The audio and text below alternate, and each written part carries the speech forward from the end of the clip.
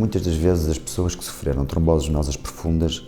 revelam o seu desencanto com a terapêutica que é proposta. Na verdade, muitas das vezes, o doente é apenas mantido anticoagulado durante algum tempo,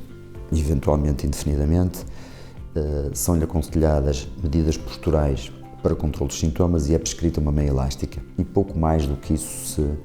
se discute, pouco mais do que isso, muitas das vezes há a fazer. Mas, às vezes, existem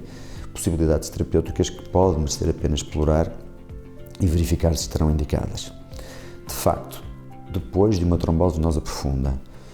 quando os sintomas persistem,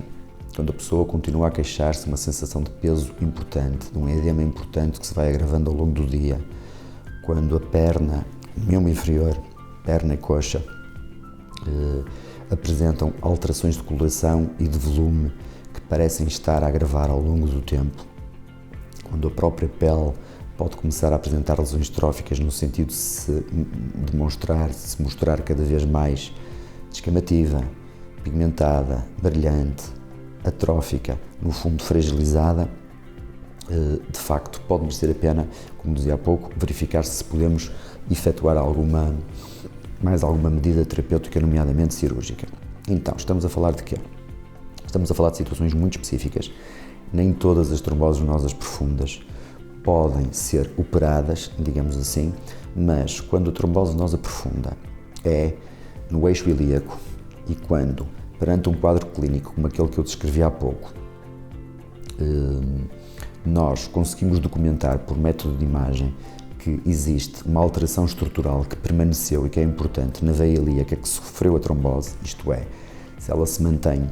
ocluída, totalmente ocluída, ou pelo menos estenosada, isto é, apertada com ou sem compressões extrínsecas, pode merecer a pena recanalizar ou descomprimir, alargando o espaço possível para drenagem venosa dentro desta veia. Isto é feito hoje em dia, as mais das vezes, por cirurgia endovascular, no fundo, uma punção de uma veia que quase sempre é a veia femoral, embora possa ser outra veia um pouco mais abaixo, no membro inferior, navegando por dentro da veia com dispositivos específicos de recanalização e tentando ultrapassar a zona que está doente, chegando a uma zona livre, quase sempre já na veia cava. Depois, procedemos à dilatação da zona que estava doente, mas isso não é suficiente, porque estas lesões venosas, estes apertos ou estas oclusões venosas, são de facto muito pouco complacentes, isto é, podemos dilatá-las momentaneamente, mas imediatamente quando desinsuflamos o balão que utilizamos para provocar essa dilatação, a maior parte destas veias volta a recolher para a posição estenosada, para a posição apertada que manifestava antes de procedermos à dilatação. É, portanto, necessário e mandatório colocarmos um dispositivo nessa posição, na zona da veia que estava doente. Esse dispositivo chama-se stent, podemos descrevê-lo de uma maneira simplista como um cilindro de rede metálico com bastante consistência, bastante força para se opor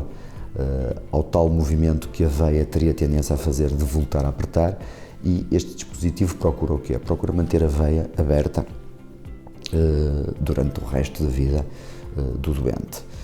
O facto de termos alargado o espaço dentro da veia através do qual se pode dar a drenagem venosa, muitas das vezes é responsável por uma melhoria sintomática muito importante mesmo.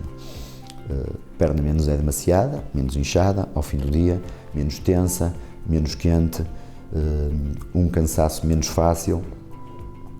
e as alterações assimétricas em termos de coloração muitas das vezes melhoram também. Acredita-se, embora isto seja ainda motivo de debate e não esteja estabelecido de uma maneira absoluta em termos científicos, acredita-se que, quando bem sucedidas, estas intervenções podem